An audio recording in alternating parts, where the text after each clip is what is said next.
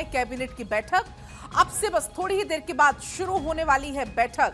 1 बजे का समय चूंकि तय किया गया इस कैबिनेट की बैठक के लिए। आज का दिन बहुत खास है। शाम को 5 बजे एक सर्वदलीय बैठक भी बुलाई गई है। उस बैठक में मिडिल ईस्ट के हालात पर चर्चा संभव है। 1 बजे बैठक बुलाई गई है, कैबिनेट की बैठक होगी। पीएम मोदी खुद इस बैठक की अध्यक्षता चूंकि करने वाले हैं। थोड़ी ही देर में बैठक शुरू होगी, पहुंचने का लोगों का सिलसिला शुरू हो जाएगा। खुद चूंकि पीएम मोदी अध्यक्षता कर रहे हैं तो जाहिर सी बात है कि जो बैठक होने जा रही है बहुत खास ये बैठक रहेगी। कई सारे अहम फैसलों पर मुहर लगने की संभावना है। साथ ही ऐसे कौन कौन से मुद्दे हैं जिसमें चर्चा होनी इस बैठक में, ये देखना होगा। तो आज का पूरा दिन बैठकों का रहने वाला है। मैराथन बैठकों का दौर देखने को मिलेगा। पहले तो अब से थोड़ी ही देर के बाद, लगभग 30 मिनट के बाद पीएम मोदी की अध्यक्षता में ये जो कैबिनेट की बैठक होने जा रही है इस पर मंथन होगा। और उसके बाद शाम को 5 बजे होना है सर्वदलीय बैठक। सर्वदलीय बैठक होगी, उसमें भी पीएम मोदी की मौजूदगी रहने वाली है। मिडिल ईस्ट के हालात पर मंथन होने वाला है।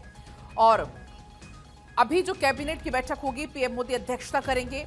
कौन कौन से खास मुद्दे ये देखना होगा, क्योंकि कई सारे अहम फैसले इस बैठक में लिए जा सकते हैं। कई सारे अहम फैसलों पर मुहर लगने की संभावना है इस बैठक में। तो थोड़ी ही देर के बाद बैठक शुरू होने वाली है। लोगों के वहां पर पहुंचने का, केंद्रीय मंत्रियों के वहां पर पहुंचने का सिलसिला शुरू हो जाएगा। अक्षय हमारे साथ जुड़ गए हैं ज्यादा जानकारी लेकर। अक्षय, आज का दिन पूरा बहुत खास है। पहले तो कैबिनेट की बैठक, फिर सर्वदलीय बैठक होनी है। तो थोड़ी देर में कैबिनेट की बैठक शुरू होने वाली। कौन कौन से खास मुद्दे रहने वाले अक्षय इस बार? देखिए, केंद्रीय कैबिनेट की बैठक लगभग 1 बजे के आसपास शुरू होगी।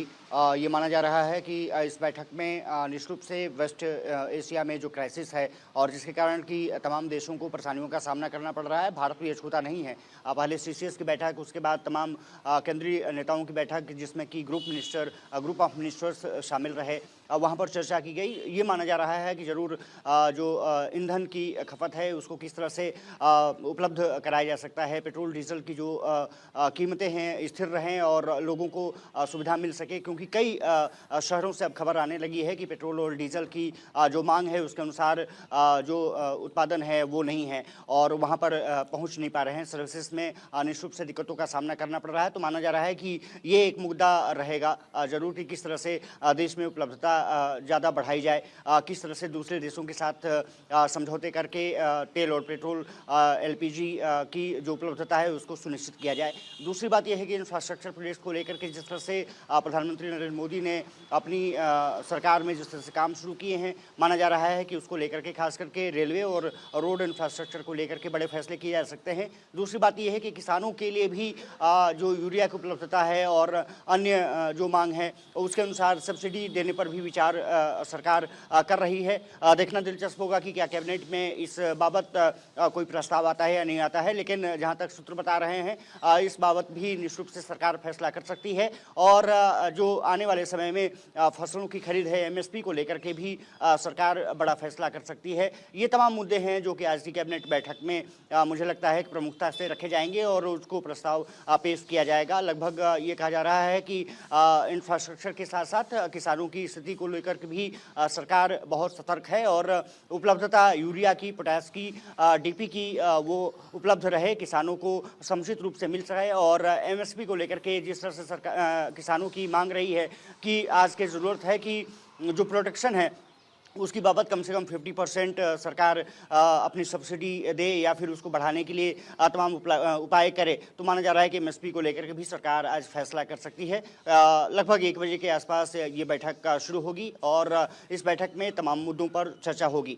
जहां तक सर्वदलीय बैठक की बात है पलक, वो बहुत महत्वपूर्ण हो जाती है। एक तो वेस्ट एशिया में क्राइसिस को लेकर के सरकार ने क्या कदम उठाए हैं उस बाबत विपक्ष को भी जानकारी दी जाएगी। सर्वमंडलीय जो बैठक होगी उसमें नेता जो रहेंगे वो सवाल जवाब भी देंगे। गृह मंत्री अमित शाह उसकी अध्यक्षता करने वाले हैं और इसके अलावा विक्रम मिश्री को बताया जा रहा है कि वो पूरा डिटेल ब्रीफ कर सकते हैं कि अभी तक सरकार ने क्या कदम उठाए हैं, अभी तक क्या स्थिति रही है, कितने जहाज हमको मिल रहे हैं जो कि एलपीजी या फिर पेट्रोलियम पदार्थों से भरे रहेंगे।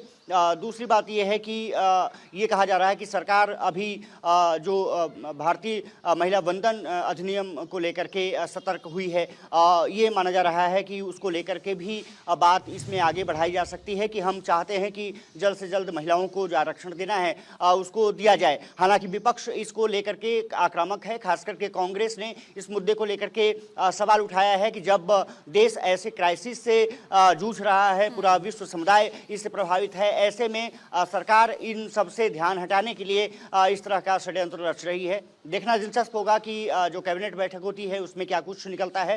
सुनील वैष्णव, लगभग ये कहा जा रहा है कि 4 बजे के आसपास ब्रीफ कर सकते हैं। कैबिनेट की बैठक होती है, किसानों के लिए, अन्नदाताओं पर फोकस जरूर होता है, कोई ना कोई निर्णय जरूर लिए जाते हैं। ये जो बेमौसम बारिश हुई है, इससे भी चूंकि किसानों को काफी नुकसान हुआ है, तो क्या इसका भी कोई आकलन किया जाएगा? इसके लिए कोई निर्देश दिए जाएंगे? क्या आपको लगता है?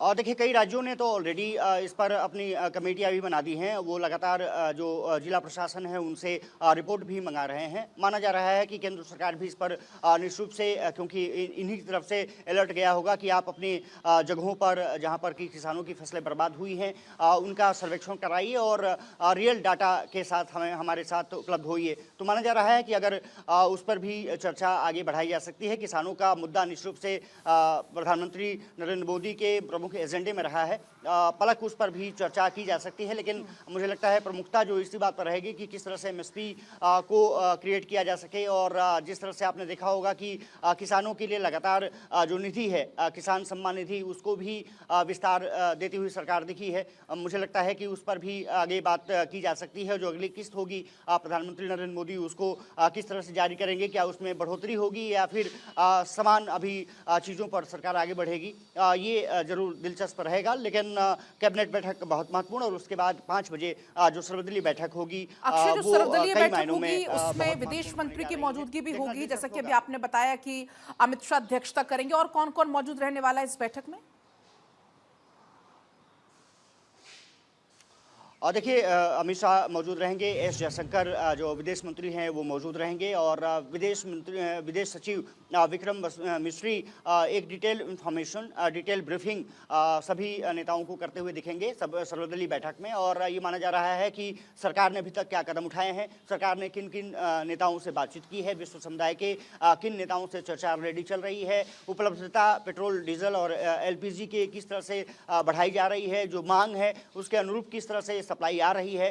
इन तमाम चीज़ों को लेकर के डिटेल ब्रीफ विक्रम मिस्री करते हुए दिखेंगे। माना जा रहा है कि लगभग 1.5 घंटे के आसपास वो पूरी बैठक चल सकती है, और जो इनपुट मिलेंगे विपक्षी नेताओं की तरफ से सर्वदलीय बैठक में, उसको सरकार इंप्लीमेंट करने की कोशिश करेगी। इसलिए सर्वदलीय बैठक बहुत महत्वपूर्ण होने जा रही है। पहले कैबिनेट की बैठक और उसके बाद सर्वदलीय बैठक पर इस बार सभी की निगाहें रहने वाली हैं। और देखना दिलचस्प होगा कि जो विपक्ष सवाल उठा रहा है खास करके महिला बंधन पर, वो सरकार किस तरह से रिएक्ट करती है, क्या वो एजेंडा में रहता है या नहीं रहता है। लेकिन जिस तरह से सवाल अभी उठे हैं विपक्ष की तरफ से, मुझे लगता है कि सरकार उसको भी क्लियरिफाई करने की कोशिश करेगी। लेकिन प्रमुख एजेंडा यही रहेगा कि किस तरह से जो पश्चिम एशिया में अशांति फैली हुई है, जिस तरह से युद्ध चल रहा है, अगर नहीं रुका युद्ध तो किस तरह से भारत ने अपनी तैयारी की है, और अगर युद्ध रुकता है तो फिर किस तरह से भारतीय अर्थव्यवस्था पर इसका असर पड़ने जा रहा है। इन तमाम मुद्दों को लेकर के चर्चा होने जा रही है। और 5 बजे की बैठक इंपॉर्टेंट होगी ही। कैबिनेट बैठक भी बहुत महत्वपूर्ण आज की